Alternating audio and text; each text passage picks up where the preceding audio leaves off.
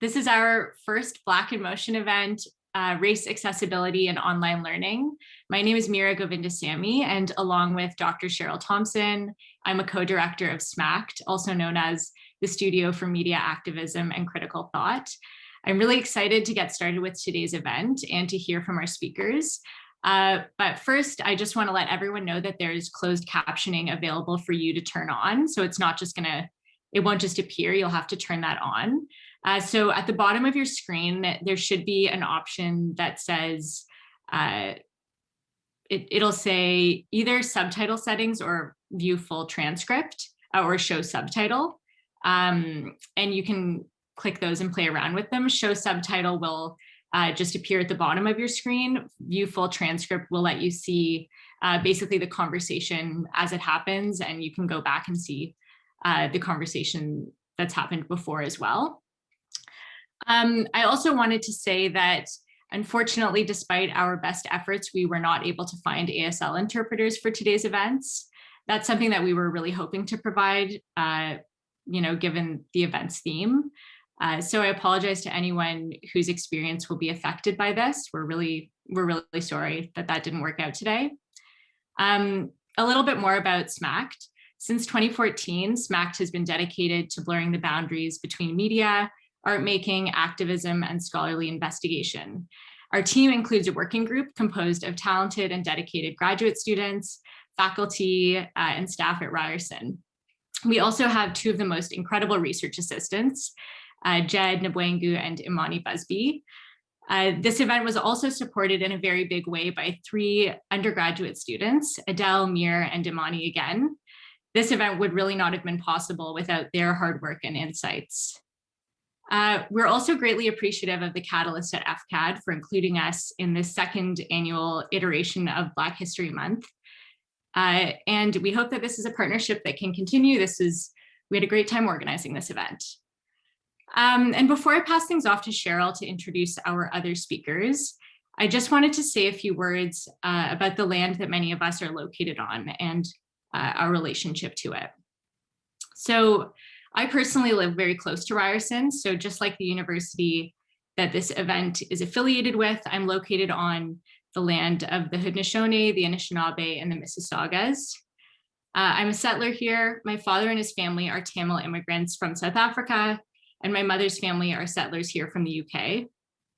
This family legacy of settler colonialism has benefited me in many ways.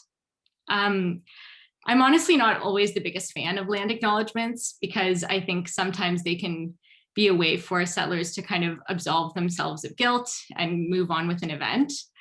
But in a virtual setting, I think sometimes we kind of forget the role that the land plays in our lives, and it's easy to forget where we are. Particularly at Ryerson, we're kind of haunted by the statue of Egerton Ryerson. Egerton Ryerson, for those who don't know, is who Ryerson University was named after and is also one of the founding architects of the residential school system in Canada. I personally hate the statue, but it also serves as a clear reminder that Ryerson is at its core a colonial institution. Ahead of a conversation about race, Blackness, and online learning, remembering Ryerson's foundation in colonialism is a key to understanding how race is a factor in the institution's design to be intentionally accessible to some and not for others. And finally, I just want to share a link to the Native Women's Resource Center. So in addition to, I guess, making a verbal land acknowledgement today, if it's something that you have the capacity to do, I would encourage folks to make a donation. This is a really wonderful organization and it's located really close to Ryerson. It's in the Ryerson community, I would say. And so if you are able to make a donation there as well, that would be great. I'm just looking for my chat box. Oh, there we go, I found it. Okay, so I'm pasting that in the chat.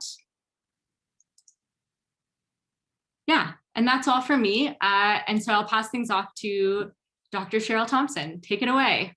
Thank you so much, Mira, for that intro to this event. So I just want to say a few words about the theme. So tonight's event is Race, Accessibility, and Online Learning.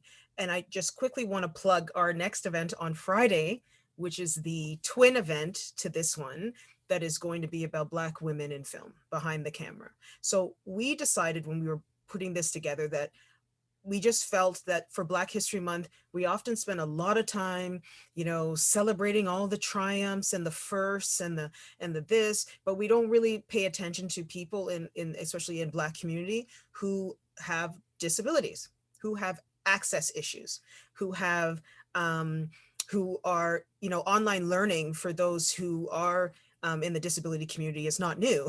It's been around before COVID, and yet there isn't a lot of discussion about it. So we thought if we were going to do a Black History event, one of them had to focus on this issue of accessibility, of now also engaging with the online learning space that we're all in, and also thinking about how race is a component to all of that. And so to have that discussion, we have invited four amazing speakers who are just going to shed such unique and different perspectives on the topic. And so we're going to get this conversation started with Syrus Marcus Ware. Syrus is an assistant professor at the School of Arts at McMaster University. He is a Vanier scholar, visual artist, activist, curator, and educator. Syrus uses painting, illustration, and performance to explore social justice frameworks and Black activist culture. And he's shown widely in galleries and festivals across Canada. He is a core team member of the Black Lives Matter Toronto, a part of the Performance Disability Art Collective, and an ABD PhD candidate at York University in the Faculty of Environmental Studies. His ongoing curatorial work includes That's So Gay, which showed at the Gladstone Hotel 2016 to 2020, and Blackness Yes, Blackorama. He is the co-editor of the best-selling book, Until We Are Free, Reflections on Black Lives Matter in Canada. That's also a 2020 publication. So without further ado, please welcome Syrus Marcus Ware. Hello, everyone. Thank you so much for the chance to join you today and the chance to speak with you. Just to say, I'm coming to you from Toronto, but from the part of Toronto that was underwater at the time of the Toronto Purchase. So this is actually the unceded territory of the Mississaugas of the Credit. This is the area that's covered by Treaty 13. This is Three Fires territory and territory of the District 1 Spoon Wampum.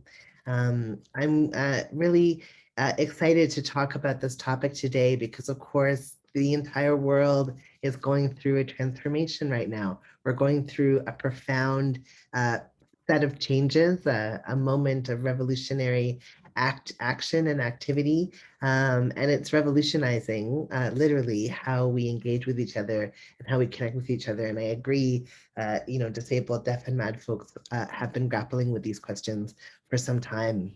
So we're in this period, there's this theory in systems thinking that's called the panarchy cycle. And it just sort of says that all systems go through a life cycle of growth and expansion, but also of collapse and reorganization. And we are in a period of collapse and reorganization. I think we all can see this, right, in our social world. Things are sort of rapidly changing beneath our feet. As the world sort of wrestles not only with this pandemic, but also with coming to terms with the widespread white supremacy, the sort of deep-rooted systemic ableism that is rooted in our society that is being played out on a large scale through the pandemic, that there is all of these change processes that are taking place. What we are in right now is sort of the mucky, underbrush after a forest fire, where the ground is nourished from the decayed matter of what has gone before it. But it is sort of a mucky, hard place to be in. It's a fertile place, though. It's a place where there is a possibility for growing and nurturing seeds of future worlds. This is a photograph actually from Australia. I spent January 2020 in Australia and it was on fire. You know, it was literally the entire continent was on fire. And it was sort of a symbol, I think, of what 2020 was to become for a lot of us, this sort of tire fire, dumpster fire of a year. But this is a photograph actually of February 2020. So immediately after the fires sort of went out, we immediately see new growth, new life growing from the ashes of the old. And that is what is happening in our social world, in our system that we're in right now, is that it is going through a period of collapse. And we are already seeing the new shoots of growth that our ancestors planted, you know, and that we've been planting for the last, you know, 500 years, but actively, you know, here, maybe we can say in the last 50 years, really actively planting some of these seeds that are now growing as shoots, just like these plants are here in Australia. So, you know, everything is dramatically and rapidly changing. And we are living in this moment, in this current moment, in this Octavia Butler-like speculative future, you know. And she said in the book, Parable of the Sower, the main character, Loena Olamina, writes down things that she knows to be true in this book of truisms that she calls Earthseed. And in it, she says the thing that she knows to be true, which is all that you touch, you change. All that you change changes you. The only lasting truth is change. And she goes on later to say that we have to touch change, shape change. And she says that in the future, that's what everything will be like. And of course, if you look at what's happened in our world, we are in a period of change and change and change and change. And so the ways that we come together need to look vastly different than the ways that they looked before. We've seen people turn in the last 12 months, in the last 14 months, the last 16 months, towards this idea of collective care, of mutual aid, of rooting our work in this idea that we can take care of each other, that we will take care of each other, that we won't rely on the state to make sure that we are safe and secure, that we have all that we need, that we're going to take care of each other. And so this is exemplified from everything from, you know, the Black man who's building the tiny shelters all over the city of Takaranto because the city can't seem to house its residents even during a pandemic, you know, to, you know, the ways that people are starting these mutual aid funds to support, you know, communities all across this north part of Turtle Island. We are showing that we can take care of each other. And one of the things that we've been doing is that we've been reimagining what pedagogy needs to look like. So as people came together during the beginning of the pandemic, they saw an opportunity for learning and for pedagogy. And so what we started seeing was groups like the Toronto Prisoners' Rights Project organizing weekly webinars on abolition, you know, that got people talking about defunding the police, that got people, you know, a mass group of people radically educated and expanded their consciousness around ideas of abolition, of ending this sort of brutality of policing, as a way of teaching people you know, this is a picture actually from the Black Panther Party from one of their free lunch programs. But again, this mutual aid project, we take care of each other. You know, we also meant we were going to educate each other. We were going to share information and share resources. And so learning, you know, started happening a lot more online. And this created an access for a lot of deaf, disabled, and mad folks who otherwise wouldn't have necessarily been in these conversations, because if they had been held in a venue in the community, there would have been all sorts of reasons why we would have been excluded or might not have ever been able to make it there for those of us who don't leave our homes for other reasons, right? You know, so, you know, this is a possibility right now where we're taking care of each other and doing things in a new way. So we're moving into a period of an abolitionist future. And something is ringing, so sorry. I'll just, we're moving into this period of this abolitionist future. And part of why we're able to move into a period of a future where we're redefining safety and security, where we're redefining what care would look like, where we're redefining how we're going to take care of each other, is because we were able to do this important work all through the early part of the pandemic to educate people in new ways, to learn online in new ways, to come together in new ways, to think through how we wanted to shape our society. I went to Instagram live chats, I went to, there was online education, there was like, phones app tutorials and all sorts of things, resources that people are creating as ways of teaching everybody so that we're all sort of on the same page as we move forward through systems change. So this idea of this moment that we're in being a revolutionary moment is very accurate. Revolution is not a one-time event, it's a process. It's a series of actions that continue. Toni Cade Bambara in the early 1980s said that, in fact, the role of the artist from an oppressed community is to make the revolution irresistible, is to do just that, to work to make the revolution so accessible, so desirable, so possible that we can't help but get involved and get engaged. And I think that that's what we're seeing now is a lot of revolutionary pedagogy, a lot of activists, activist scholarship and people sort of reimagining how we're going to build this world if we're in a period of collapse and rapid reorganization, if we're planting seeds for what's growing next, if we're trying to imagine into what kind of world we want to emerge from COVID, now is the time to start imagining what this irresistible revolution could look like. So if I have just a moment more, I want to quickly just show you a project that I've been doing that attempts to do just this, to make the revolution irresistible. I wrote a play called Emmet, which is sort of like a future archive. It was for this project called 21 Black Futures.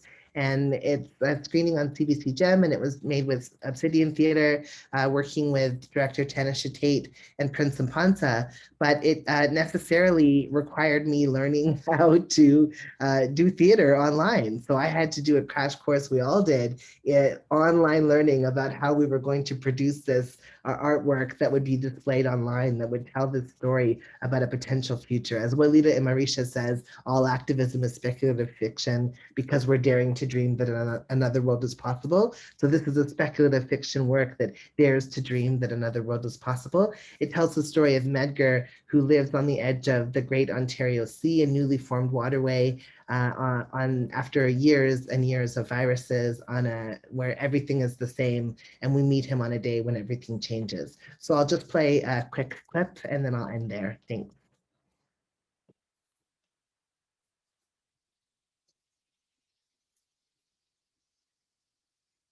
It's been 7 years exactly since the fall. I normally spend today remembering the past, honoring our dead, and marveling that I somehow survived. I do it alone, It feels private somehow. I mean, I guess we do everything alone now. I like to light candles. I normally do the same things on this day as I remember. But this year, everything is different. Today is not about the past. It's about the future. So that's just sort of a taste. This production is going to be airing for a year on CBC Gem, and you can watch it. But it was my crash course in online, how we're going to do things as transition into an online world. And again, it's an opportunity for me to tell a disabled future. So as we go through this period of systems change, of collapse, but yes, rapid reorganization and reimagining of our future worlds, we need to imagine disabled futures. We need to be building worlds where there are disabled characters, where there are disabled people living long enough to become elders. This is so essential as we start to plan and reorganize our society. The systems change process that is underway is perhaps an inevitability, as Octavia Butler would have said. All that we touch right now, we change, and all change changes us. So as we go through this period of change, we need to keep and remember and hold on to centering disabled, deaf, and mad leadership, and making sure that we all have what we need in order to survive and thrive into the futures. So I'll stop sharing my screen, and I look forward to hearing from everybody else. Thank you so much. Thank you so much. You started us off on the right tip. Thank you so much for that. And I'm just thinking about activism is speculative fiction. I want that on a t-shirt, not for sale, but for myself, because I think that is so key. So thank you so much, Syrus. So now I'm going to introduce Gloria C. Swain. Gloria is a multidisciplinary Black MAD artist, activist, and mental health advocate. Gloria works within the mediums of installation, painting, performance, and photography. Her work challenges and connects intergenerational traumas to ongoing colonial violence and mental health. She has shown in Toronto, Manitoba, and Montreal. Gloria holds a community arts certificate and master's degree in environmental science. Gloria, you have the floor. Oh, I thank you. Hi, everybody. Thank you for this opportunity. I'm coming to you live from my little art space, my studio. I just want to quickly touch on how the pandemic is affecting me as an older artist, the limitations. First, I want to say that isolation as an artist is really nothing that new, because as an artist, I'm always alone creating.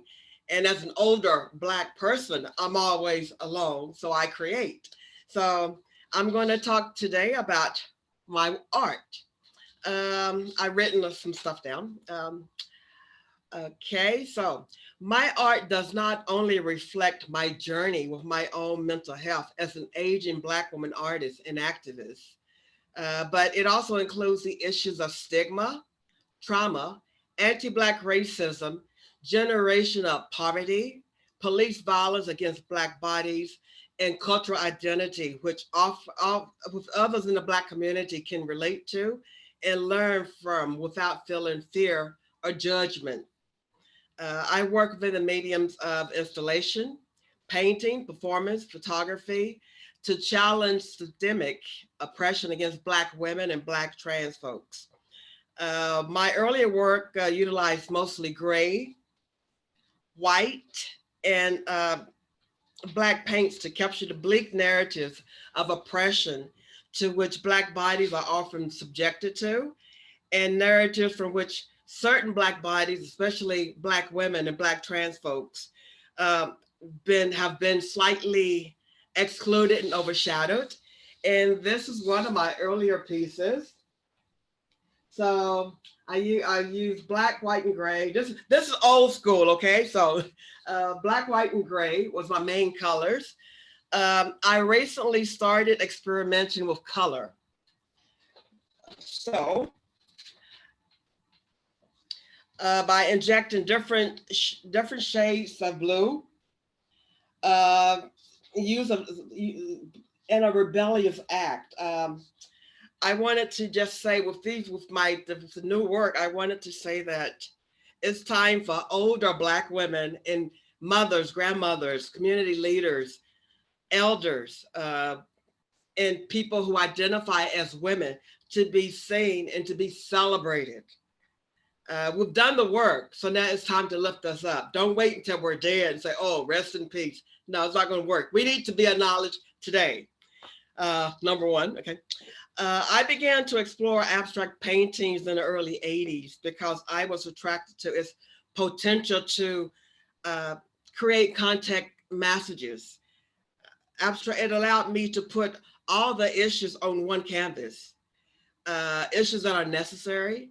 And it was an opportunity for me to tell my own story. It's important as Black people, Black women, to tell our story. We don't need someone else to tell our story because they're going to tell it the way they want it to be told. We need to be in control of our story. I know a lot of times when I speak about my work with Black mental health, I get a lot of people saying, do I feel exposed? I say, no, I feel in control because I'm telling the story. I'm telling you what you need to hear. I carefully use textures in different layers, such as fabric, tissue paper, under acrylic paints to show that different stories overlap. In our community, we don't have one issue. We have a lot, we deal with a lot of stuff and we pack it in. So what I do, I use bold shapes and colors to illustrate movement and resilience through a racist world and through unwelcome white spaces as an aging Black woman artist with invisible disabilities. So what they don't see, they assume. So what I do, I layer it. Here's another one. I hope you guys are enjoying my little display. Yeah, so this is just layered to illustrate the invisible disabilities that you can't see. They're there, you just can't see them. And I purposely use black, white, and gray. White represents the resilience, the residue of colonization, which still impacts the Black community. The Black color represents the Black pain that we still carry inside of us. Even though we're strong, we're moving on, it's still inside of us. And the gray is the oppression that still exists in a lot in the Black community. Born in the 1950s, I started drawing and writing at the age of 12 as a form of expression and a coping mechanism. I have been creating art for over 30 years, or over 50 years if you include my childhood. Growing up in the southern part of the United States, we weren't allowed to talk about mental health. We were told to keep it in the family. You don't tell the community. So that's where a lot of the stigma comes from, where we don't talk about it. And so through my art, I'm able to talk about it. I'm able to get other people to talk about what they're going through. So I think that's, I'm happy to see that a lot of young people today are talking about their mental health. We didn't see that when I was growing up. Art plays an important role in visualizing accessible future for education. It's a way of healing, a way of connecting. And I believe that art is important in allowing children, yes, we have to start at a young age, allowing children to express themselves freely and build self-esteem. I remember how important it was to me growing up. It's like, I couldn't talk about it, but I could create art. And that was a feeling that gave me, that made me feel good about myself. So, and that brings me to exhibition that I just closed. It focused on the cuts to education, the government cuts. So I do workshops for young marginalized children, and I photograph them doing the artwork. I never photographed their face. I photographed their hands creating the art, because there's still a lot of stigma. And so art is a way to remove the stigma and address the issue. In my experience as a Black university student with mental health issues, as a mature Black university student, I struggled for almost 4 years with anxiety, stress, depression, and there was no support. So being a student and experiencing that on top of the issues of trying to learn, the issues of trying to find the funding, the money to complete your education, what would have helped me during that time would have been a therapist who looked like me, a therapist who could relate to what I was going through. Talking to a white person about Black mental health, it's like a step back. And what also would have helped me would have been a therapist who paid attention, eye contact. Look at me when you're talking to me. If you come to me and you have issues that you're going through, if I'm taking notes and not giving you that attention, you're going to like close up. So that's that attention is very important when it comes to like Black trauma. And the space was not, the space has to be warm and welcoming. You walk into a room, the walls are white, there's no art, the furniture's white, and you feel like you're walking into an institution, you're walking into a clinic. So that basically threw me off. Not only did it throw me off, it threw off a lot of other young Black women who were attending university. It was to the point where I was holding group sessions for young Black women in the cafeteria. So that was, we created that community, that Black mental health community that should have been in the schools already, but it wasn't. And I think what also would have helped to have mentors who looked like you. My mentor was a 20-year-old white girl. I'm 60. What we gonna talk about? So that was, that's another thing. Representation is very important when it comes to Black mental health and addressing Black trauma. And also, I think it's important to be given options as far as being a student and dealing with mental health issues. Have that option of, okay, I don't feel like getting out of bed. My body's not getting up. My mind is overcrowded. Have online options for them, online learning. Give them that option to, like, okay, stay home, let's turn on the computer. Because sometimes you can't get out of bed. It's not like you don't want to get out of bed. You can't get out of bed. Sometimes I spend a week in bed. I'm like, that's okay, I'm good. So that would have been a great option. And I just want to add on, I want to, because my work now has, as I got older, I'm getting older, knock on wood, aging.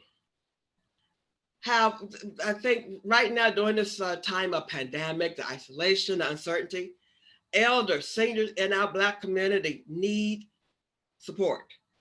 They need to see other people.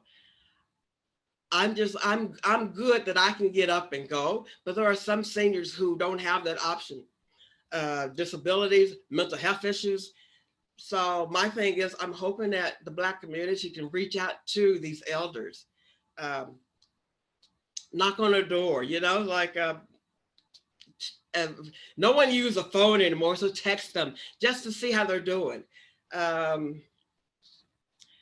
So what I wanted to say, I don't know how much time I got, I just love to talk, but anyway, we need to recognize and support older people who have contributed to our community, to social justice issues, and who hold untold stories. There's a saying that when an elder dies, you lose a library. Talk to them. Somebody come and talk to me. I got a story for you. So it's like, you don't block them off. Mental health, art, there's always that journey that we need to share, that we need to talk to somebody. Right. You are getting a bit on time. So okay, so I got one more to say. In closing, I just want to say, I hope that my art empowers others who look like me to reach out to people who look like you. Thank you very much. Thank you so much. And I always like to take like the one thing that I feel like each speaker said that resonated with me. And it's when you said that telling your story, you did not feel exposed, you felt in control. Yes. I think that is so powerful. And hopefully we can get back to that in the Q&A, because it is so key that people recognize that if you're going through something, chances are thousands of people are going through it. Yes, yes. So you're really not alone, even though you feel like you're alone. Okay. So I love that. Thank you so much, Gloria. Our next speaker is Tamika Walker. Tamika, with a loud, charismatic personality and a big heart, has always wanted to be seen as a resource for those living with disabilities in the Afro-Caribbean community. Starting her journey in behavioral science and technology at George Brown College, Tamika dedicated 5+ years of working directly with child and youth diagnosed with autism on skill development across various settings such as group homes, schools, as well as IBI. I'm not sure about that acronym, so maybe you can explain what that means. Now, as an alumni of the Disability Studies program at Ryerson, Tamika committed herself to changing the ableism that exists within her community. She has attended various events within the Greater Toronto Area surrounding disability and race, as well as contributed to a transnational disability studies course starting this coming year, 2021. Most recently, Tamika served as a committee member of the Anti-Black Racism Committee here at Ryerson University. Welcome, Tamika Walker. Hi. Okay, so I don't think I'll take too long because Syrus and Gloria definitely covered most of what I wanted to talk about. But there was something that Gloria said that kind of I had added note to what I was going to speak about was I wanted to highlight where I came from and then what made me go into disability studies. So kind of like how Cyrus was talking about planting the seeds, I wanted to talk about planting the seeds in our education. So what everyone's learning when it comes to online learning. So as a first generation Canadian, I come from a Caribbean household. So I come from a household where conversation surrounding disability and mental health is not talked about, as Gloria mentioned. It's in quiet. So one of my family members, he was diagnosed with a mental health diagnosis, and our family couldn't talk about it. He went into university, went into college, and was dealing with anxiety and all that. But we weren't able. No one knew how to address it because my parents, my family members came to Canada with the beliefs so that they take from back home, so that individuals with disabilities or mental health are incapable, undervalued. So whenever we had to address my family member with this mental health diagnosis, it was hard. It's almost like you put it under the rug and just hope it goes away, or you pray about it, as they would mention. So as he's not here to tell his story anymore, it was when I decided to get into disability studies. And I went into disability studies hoping to learn more about my history and hoping that I could take it into my community. And I want to say the program changed the lens of how I seen disability and those marginalized, but it didn't. Most of the literature that we read and what we covered came from a non-Black disabled person or it was hard for me to get that sense of belonging in the course. I kept looking. Like I remember doing a course about representation and disability, and the most we talked about was Black Lives Matter.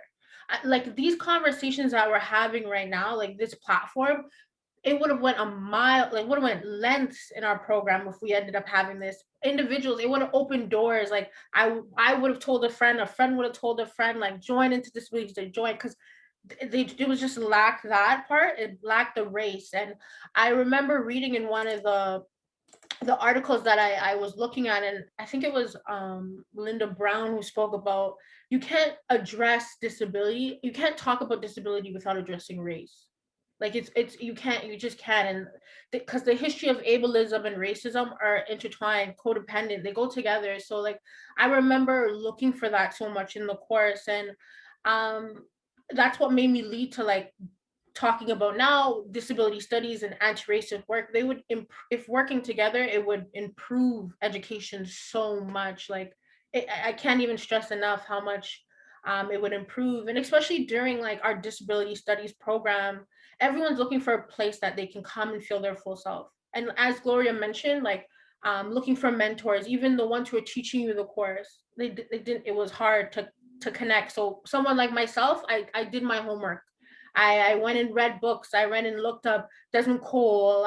I came across Syrus readings, and I had to do my own homework to figure out how to navigate the course and still fulfill what I was looking for. So that's kind of what I wanted to like leave with. I don't want to run on because I trust me, as Gloria, I can talk too. But I just wanted to kind of say that like Black disability studies and just experiences of Black people, which are often ignored in our Black communities and disability studies, it definitely helps shape how disability studies programs is received by individuals like myself. And I think as we are evolving now, it's time to like kind of evolve that course. But that's kind of all I wanted to say.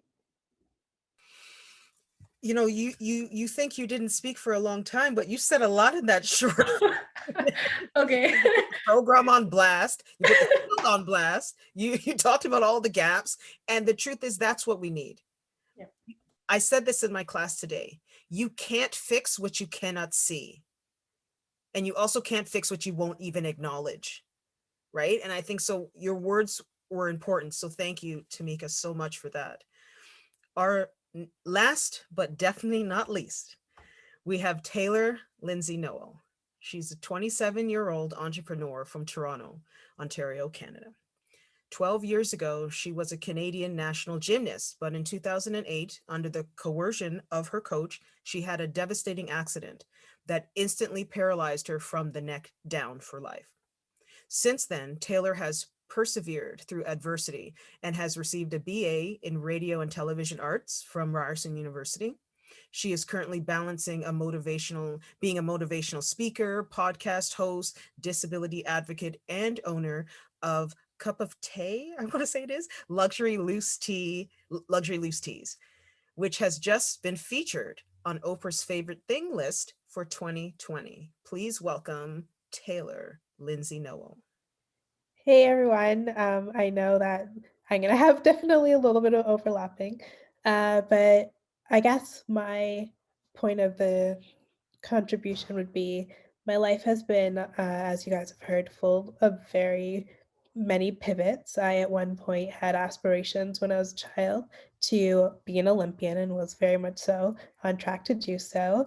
And obviously I had a devastating fall that left me paralyzed. And in that moment, everything that I ever thought about being a gymnast, being an Olympian, being a sports doctor one day was completely taken away from me. I went from being the most able person, a highly able person, being able to do any and everything I wanted to with my body, to relying on someone to get me a glass of water. So obviously, having all of that happen at 14 years old was very life-changing and very devastating. I was very fortunate to have an incredible support system, and not only with my family, but also my friends and the community. At the time, the story was quite widely talked about in the media. But what I began to see and happen was I had been such an independent person. So as I had this physical change, I was able to take my gym days and put that into physiotherapy and focus. But what I lacked in those moments was the capacity to handle the mental side of it.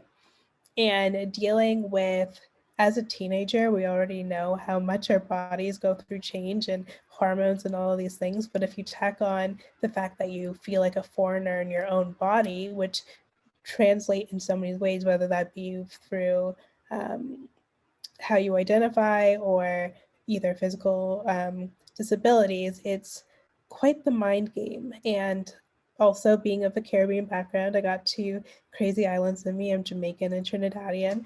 That is not, like everyone has been saying, it's not something we talk about. So I found myself going through this spiral of dealing with mental health issues. And I guess I called myself a functioning depressed person because I didn't know how to identify. And through the years, I was able to use my medium as poetry to get myself and save myself from myself. But I think it would have definitely gone a long way if the conversations around mental health were not stigmatized. It's crazy that we're still having to say that so loudly and proudly. And that's why with my company, we donate a portion of our proceeds to mental health awareness, because it is something that is so incredibly important to me. But in navigating, and beyond that, in navigating the accessibility space, I went to Ryerson, and Ryerson is leaps and bounds ahead of so many other places. It was a big reason why I did go to Ryerson. But one of the first things I noticed when I got there was my building, the Radio and Television Arts building, didn't have an accessible bathroom. The closest bathroom was in another building. And when everyone else can go and do whatever they wanted to do, I had to haul myself outside in the cold to go. And having a very boisterous mother, she made that very known. And guess what they did? They created an entire bathroom. So now that accessible bathroom in the Ryerson building and the RTA building is because my mom was very loud. I'm saying this to say that sometimes we have to be comfortable with being uncomfortable. I remember my mom bringing that up and saying she wanted to say something and be like, no, it's okay. Like, it's fine. I'll just go outside. And she made it a point to make sure that they knew that this was an issue. And advocacy is so important because the resources are there. There are millions and millions and millions of dollars. There are millions of resources, people who have what you need. And we have to be more comfortable advocating for ourselves. And if you can't advocate for yourself, finding someone who might be able to help you do so. Like I said, I was very lucky to have a mother who would not stop, but it has helped me to be able to do that now when I'm more comfortable in my daily life for other people.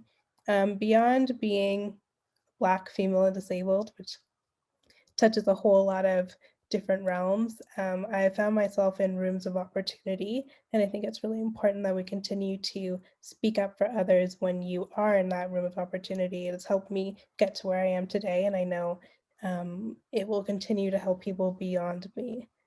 Lastly, I just wanted to thank everyone for the space and time to be able to share my story. Like Cheryl had said, I now am a proud owner of Cup of Tea, luxury loose leaf teas, and we have organic teas and teaware, and it's kind of been my little baby that has very graciously been on Oprah's favorite things list this last few months. And while I can't talk about everything that's coming for the future, I'm gonna just know that with the work that I'm doing, I'm continuing to advocate for mental health awareness and the importance of representation. Because again, being Black, female, and disabled, I enter a lot of rooms where people don't look like me. But when you don't see someone who looks like you in the rooms you want to be in, sometimes you have to be okay with being the first. And I hope to continue through my example to break down glass ceilings and be an example, so we don't have to in 10 years from now be like, I've never seen someone who looks like me, because it's 2021 and it's kind of ridiculous that we still have to say that. But yeah, I'll leave it there for now. Taylor, so many nuggets, so many nuggets. But again, I think the major thing I heard from you is definitely about advocacy. I think we don't talk about advocacy enough. If not you, someone, and that's why silence is a violence, because there's often times where people don't say anything where they can be your advocate, but they just don't want to get involved. I think the message I heard from you was get involved. And I want to say to you, thank you for that washroom. I had no idea, as being someone who has worked in that RTA building for years, I had no idea how it got there. Yeah, it was one of those things that you don't see it unless it's your reality. And That's it very quickly became my reality. And my mom and I were very quick to make that a change. So I hope every time you guys use a washroom, you're a little happy, because it's there. It really is there. Thank you so much. And so I want to thank all the speakers, but before we get into the Q&A part and the discussion, Mira just wanted to make a little announcement about one of our forthcoming events, so we don't forget. Yes. Well, I'll make an announcement and then I'm going to do a little interactive activity now, right, Cheryl, before the Q&A? Okay. So it's on April 13th. It's our third part to the speaker series for SMACT annual speaker series. It's the 5th installment of the Laboratory of Feminist Memory. And so this is an event, used to happen at Glad Day Bookshop, for those of you who know it. So it was a very casual, fun kind of cabaret style event, often hosted by feminist comedians, drag queens, drag kings. It's a really fun event. We're doing it online this year. And the theme is basically about the home as an archive, because we're going to be in people's homes in a really different way through Zoom. So follow us on social media, and you will hear more about that and be kept in tune when we have an Eventbrite going. Maybe, Imani, could you post the social media channels in the chat, and everyone can follow that? And if I could just quickly, I was so remiss. Everyone, if you can you unmute and give these 4 speakers some love tonight, this evening? Because that was just an amazing thing. I mean, come on. Okay. You know what I'm saying? Like that just gave me life. And I'm sure it gave a lot of people life as well. And also a lot of takeaways. So thank you so much for that. Yeah, absolutely. Oh, and there, Imani shared at Ryerson Studios, the Instagram and Twitter. So you can follow that. But yeah, thank you to the speakers. That was, I think we had kind of a vision for this event, but it was not real until we heard what all of you had to say. And so it was amazing how it all just came together in a way that was almost like you'd all planned it together behind our backs. That's kind of how it felt in a good way. So I'm going to share a Mentimeter activity. And I thought I didn't know how to use Mentimeter, and then I think I learned how somehow in this process. So we're going to try this. And essentially the way this works, if you've ever used Kahoot, it's very similar. So you can go to www.menti.com, and we'll be able to see live responses to this question. And then we have one more question as well. If this doesn't work, then I'll just have you share your answers in the chat, but I think I figured it out. And so this is our chance. We want the audience to interact with us. We know not everyone here is a student, but I think many of you are. So you can speak to the perspective of being someone in an educational role. I think many people are affiliated with Ryerson in some way. Or lots of us have had different experiences of online learning, even in a professional development setting. So that counts too.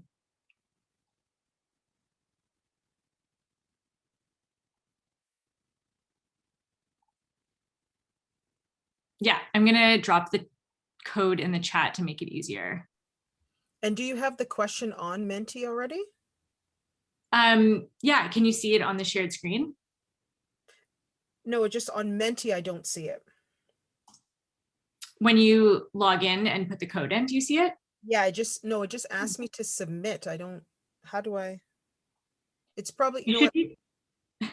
Sorry, this is a senior moment. Maybe Gloria, not to put you on the spot, but maybe you understand. I'll do it on my own. Don't worry. I'm gonna. Yeah. I have, sorry, very random voice on here because I think I did the same thing you did. Did you go to mentimeter.com and not menti.com? Yes. Amazing. Look at this. I don't even know who solved that problem. But thank you. Okay, amazing. So we can see the answers popping up here. Hopefully this will also contribute to some of our discussion and Q&A later.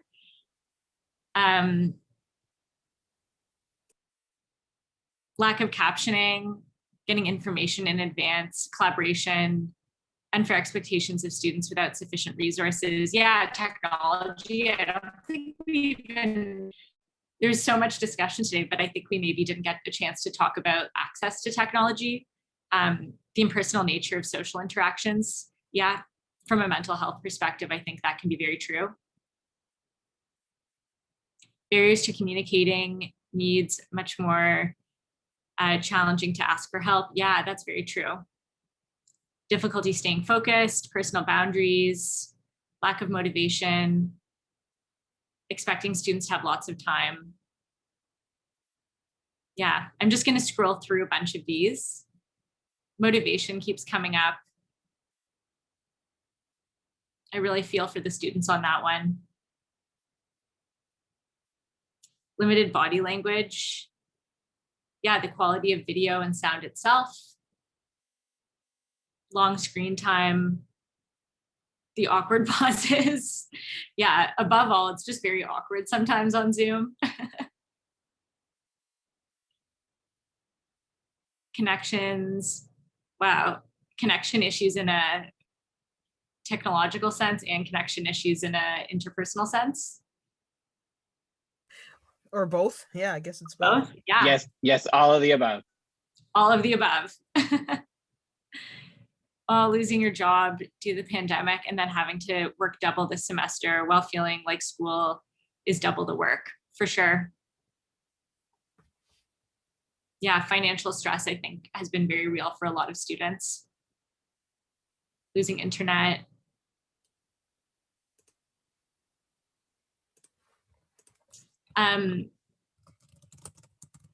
Managing work and family balance. Yeah, everyone's working in really different places. Is that better, Cheryl? You said it was too small? Yeah, I think that's better. Like I'm only seeing half your screen for some reason. Are other people having that problem? Oh, I okay, think it's Cyrus, gonna you be are. better, yeah. Hmm. I see someone has placed long live lectures. Yes, Mira, now it's better. Okay, it's because it was off to the side on my screen. I didn't realize that would affect everyone's viewing experience because I'm trying to see you and this. Okay, connection issues. I mean, Wow. a lot of these comments that you're leaving here are very real, and I think that the next maybe component to this, these comments that you're leaving is really to think about how it is when we get back into the quote unquote in person. Some of these challenges are actually just going to continue. Like Mhm. we think these challenges are just online, but the truth is that the physical classroom also came with its own accessibility challenges. So I Yeah. think if I'm leaning into what Syrus was saying, I think it's kind of imagining a future where we address both. Can I say something really quick to that? Absolutely. It would be amazing. I don't know who's in charge of these things, but one of the things I tried to bring up before I left was the fact that not all rooms are wheelchair accessible. So yeah, that would be great. Anyone who's hearing this, if you're hearing this in the future, And you know, unfortunately, they are still building those classrooms where you have to walk, like you don't just enter the classroom, like you have to enter and then go up a set of stairs to get to your seat. yeah, I used to sit at the top of a classroom because there was stairs the whole time. So everyone was down and I was up. It's a whole thing. We have a lot of work to do. Yes, we do. It's real. Mira, maybe do we want to go on to the Yeah. next question? Yeah. But thank you for sharing that, Taylor. Okay, so the next question. I've got to move your faces around so I can see. What elements of online learning do you hope are retained when in-person learning is possible again? So a forward-looking question. And keep in mind the question, oh, I think voting is closed for some reason. Let me open it again. There we go. Yeah, keeping in mind the discussion that we've had today and the relationship between online learning and race.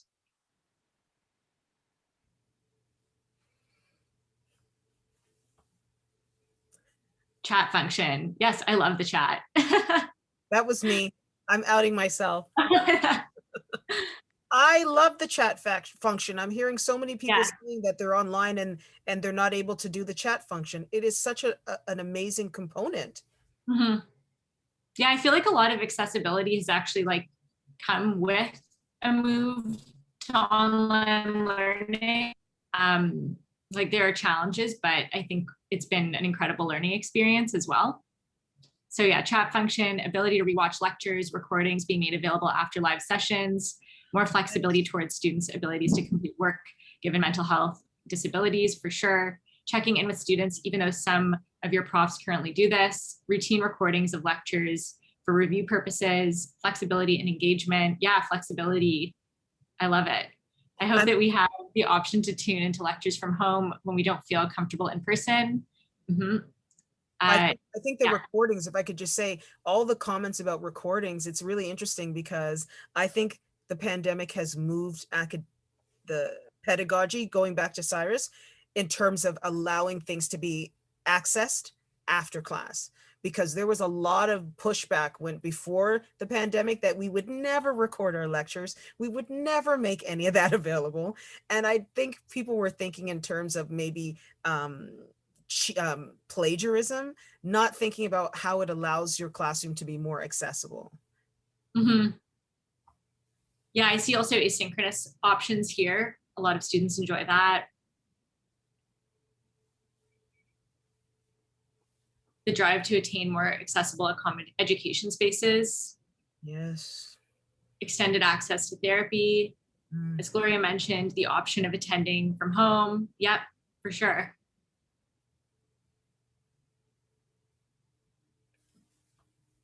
Yeah, lots of stuff about the flexibility of this option.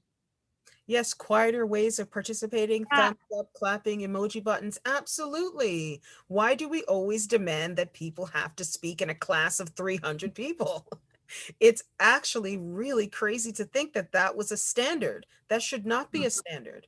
You know, you should allow for multiple ways for people to express themselves in the classroom. So I do hope that that also stays around for sure. I wanted to add, I don't know, I've seen a clip of it, but diverse speakers. Now that we've been online, we've been like connecting with individuals all around the world to take part in our conversation. Like I got an opportunity to create a course for the disability studies program, and the prof I was working with lived in Jamaica, and my prof set us up and we met on Zoom and stuff. So like having different individuals a part of the conversation has really something that I think would be really beneficial to online learning.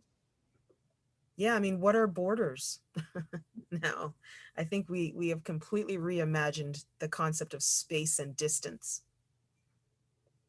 I like this comment about more therapy offered by the school. It's interesting. It's taken a pandemic to realize the kind of mental health needs that students have. But I think those were probably there kind of all along. What's this long one? The professors continue to maintain the daily impact mental health can have on you and your ability to complete coursework, not just big life events you need to submit paperwork for. Yeah. Support for Black and disabled faculty and students, faculty anti-racism, anti-oppression work. Yeah, I think I've seen lots more training happening and awareness of inequitable spaces outside of school and how that impacts ability to thrive at school. Yeah. Okay, well, thanks for humoring me in this this activity, everyone. Yeah, let's move to the Q&A. I'm going to stop sharing. Yeah, does anyone, if you have a question that you would like to ask any of our speakers, you can put it in the chat, or if you like to raise your hand or just speak openly. We just asked if you do speak, if you could share your video, if you want to speak, but if you want to put something in the chat, that's fine too.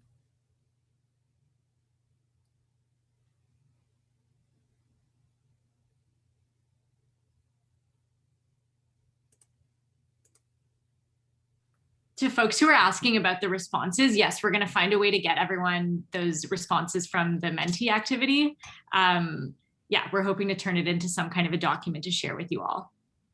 So I do see a question here. If I can ask, this is an open-ended question. If anyone would like to field this question, this is actually coming from the team that put this whole event together. And it's a question of how can we all, artists and non-artists alike, work to make the revolution more irresistible?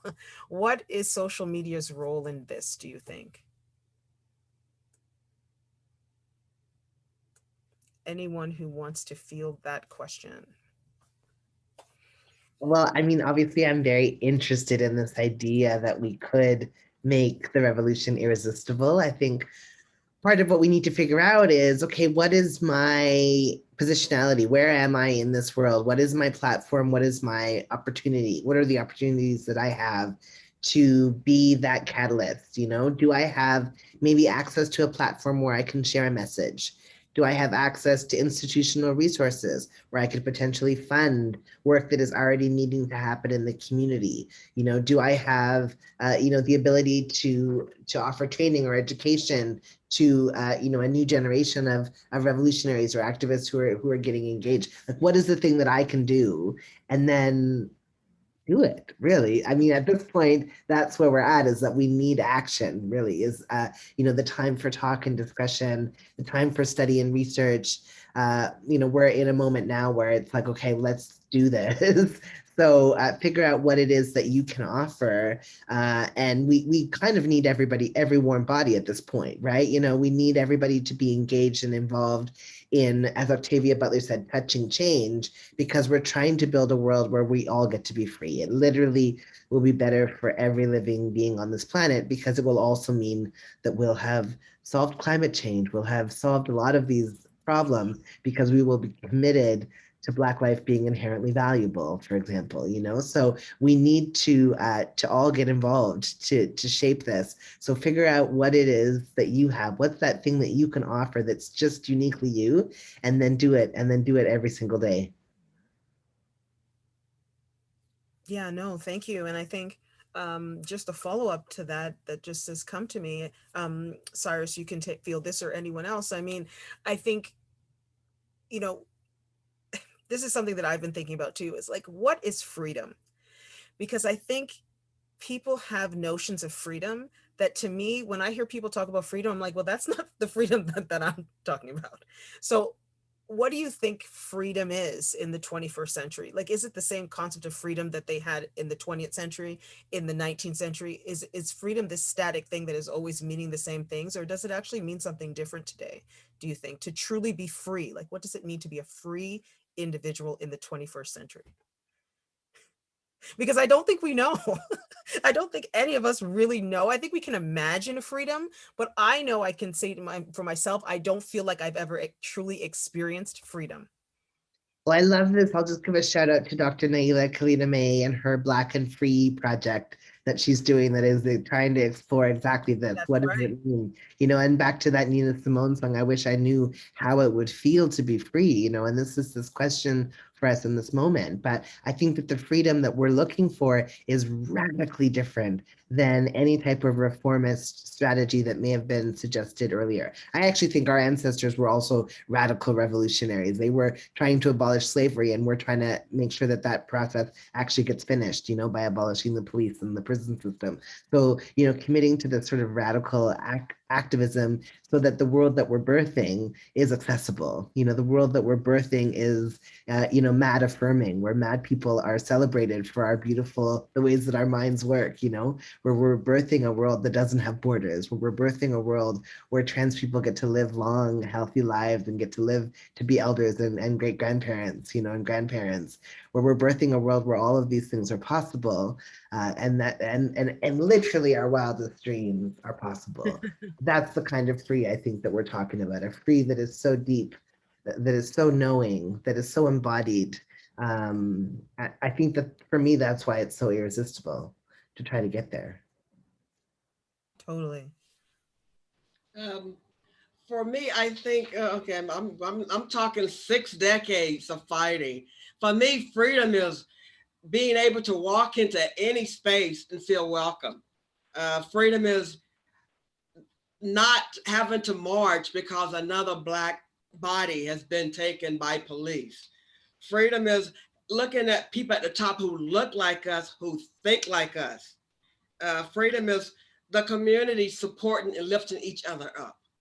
So for me, freedom is community, that strong community, that bond where we take, when I rise, you rise. To me, that's freedom. Mm.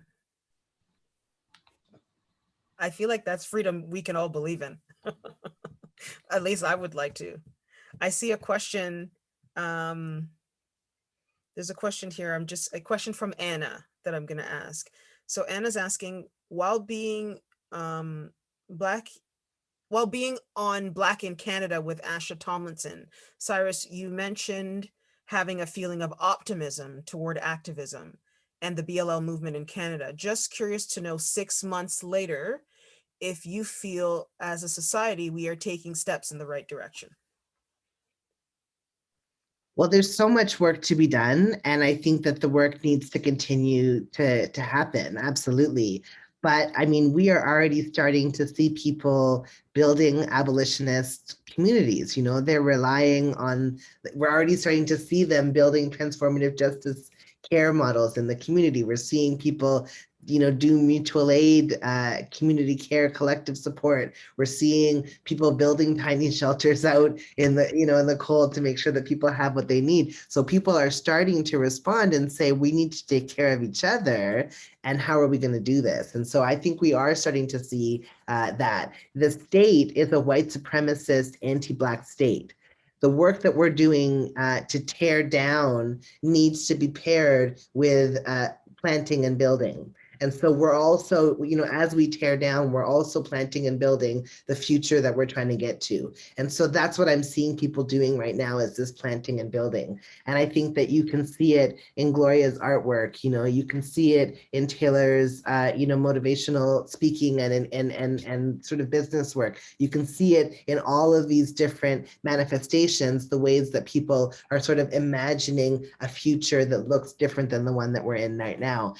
What we need is the support to tear down the systems of white supremacy. You know, we need to toss those monuments into the river. And the time is done for that system of violence and control.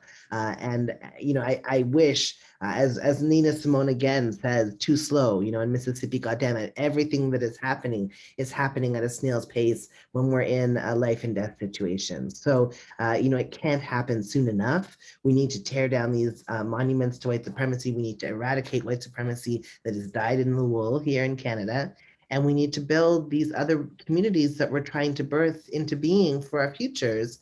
So building these abolitionist communities and supporting each other, responding to conflict, crisis, and harm in new ways that are rooted in care. And I think that that's starting to happen. But I mean, hey, my plug always is for anybody who's been sitting on the sidelines for the moment, who's been wondering, is this the moment that I should get involved? The answer is yes. Please come and join us. Please join us shoulder to shoulder in the struggle. Join us from your beds, join us from your homes. We can do activism as disabled people from anywhere, you know. We can crip the way that we organize, but now is the time to get involved. You know, change is coming, change is here. So we're just shaping it. So yeah, I'm still hopeful. Yeah, after all that. I mean, because you have to be. I mean, why would you do the work if you're not hopeful? I mean, there's no reason to get out of bed if you've lost hope, right?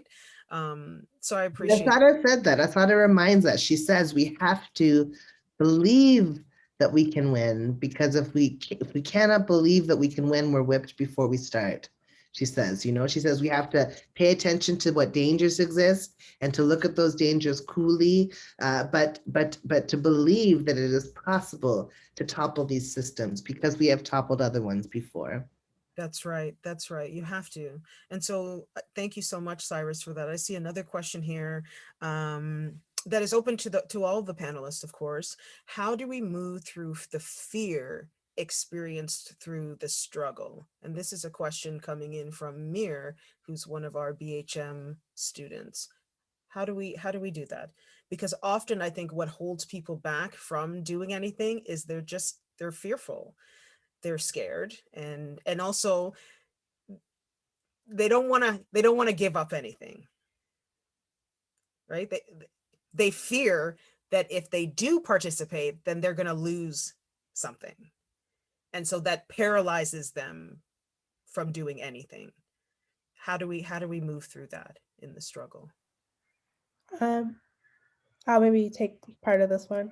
I think what we have to do is become more uncomfortable with. Wait, let me say this first, and this is going to sound wrong, but I'm going to get to the point. You have to be uncomfortable with failure. I think sometimes we have like this perception that like if we put ourselves out there, that we're going to get it right the first time. If we try to be an activist or join an organization, that we're going to do the work and get it right the first time. When the reality is, oftentimes we're not, and we have to be okay with that. And once you move through that uncomfortable position of not having to be perfect in order to start, is when you really start to see people change. Like I apply that to like business. I had zero idea what I was doing. I had no family who was in business, no example, and I had to be comfortable knowing that there was a very high risk it was going to fail. And when I got over that like fear of, oh, okay, it's okay if I fail, then it allowed me to succeed. And I think if you apply that to so many different areas of your life, you'll really start to see the change. Like for instance, I had the opportunity also at the end of last year to join the PCEO, which is the Premier Council on Equality of Opportunity. My apologies, my mom is in the background completely ignoring the fact that I let her know that I was going to be in a video chat.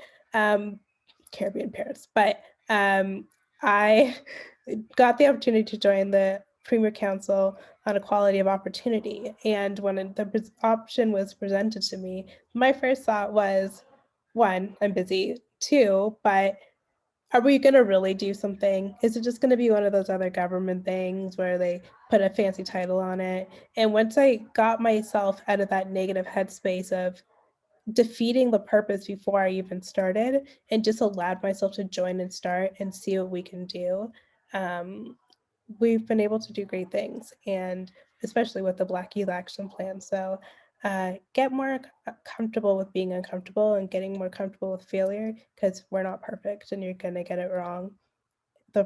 probably. And if you don't, amazing. That's a great first step. But if you do get it wrong, it's okay to try again. Or you know what I like to say is if you don't get it wrong at the start, just wait for it because it's coming. It's just inevitable, right? Gloria, go ahead. I see you. I think for me, fear, my passion over comes, my passion is stronger than my fear.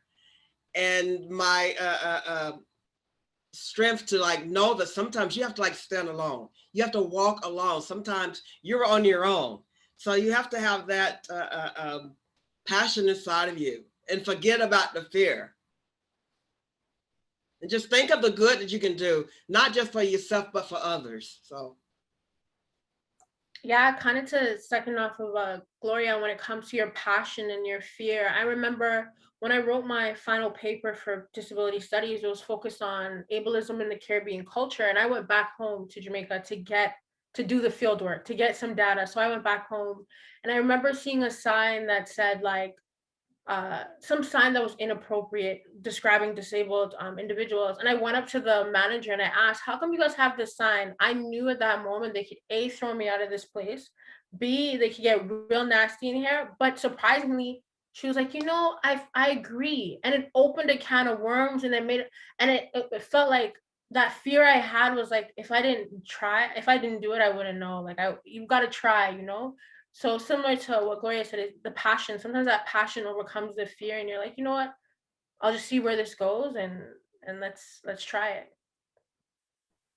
For me, the fact that that we're in a panicky cycle, that systems change happens, that the system goes through a life cycle, and that's just what is happening, helps me to be less fearful because I know that change is for sure. That as soon as that it will go through a period of collapse. It will go through a period of growth again too, but it'll go through a period of collapse and reorganization and growth and collapse and over and over again. So I know that it is going to change, and so I can be brave. It allows me to be braver because I can believe that this is going to happen whether I get involved or not, and I want to help and make sure that this happens strong and full. Yeah. No, thank you so much. And everyone here, we are at our time. It is unbelievable that it's funny because even though online events, I am finding like sometimes they go by like this felt like 5 minutes to me. And usually when it feels like that, it means that we hit some magic here tonight. And I think we really did. I know I feel like I've learned, like I have some tools to go back into my life tomorrow on this virtual world and just think about things differently. Like I said, I keep hearing that word advocacy. I keep hearing the word being brave. I keep hearing the word, passion and community. Gloria, you are all about the passion and the community. And I think often in this COVID time, yes, we're all quote unquote in isolation, but that doesn't mean that we can't continue to be in community. So as we leave here this evening and wrap this, I hope that everyone leaves with that you can create your own community no matter where you are and where you go. So I'd like to thank Syrus, Taylor, Gloria, and Tamika for just being you and showing up tonight. And I think everyone here has left with something. So thank you so much, everyone, for coming. As we mentioned at the start, we also have a second part to this event on Friday. It's Black in Motion Behind the Camera, where it's going to be me in conversation with 2 Black women filmmakers who are also Canadian, who are going to share their stories of how they make their craft both in and out of COVID. And so I hope you join us for that on Friday. Information about that, I think, is going into the chat. If not, we'll resend it out, I hope, to everyone who registered so you can think about coming. And if not, thank you so much for joining us tonight. And if I can just quickly say, as well, we'll be previewing more of the Little Book of Black Joy, which is created by myself, Adele, and Imani. We'll talk about, our experience with that. And yeah, it'll be good. So thank you everyone for coming, and have a safe and enjoyable rest of your evening.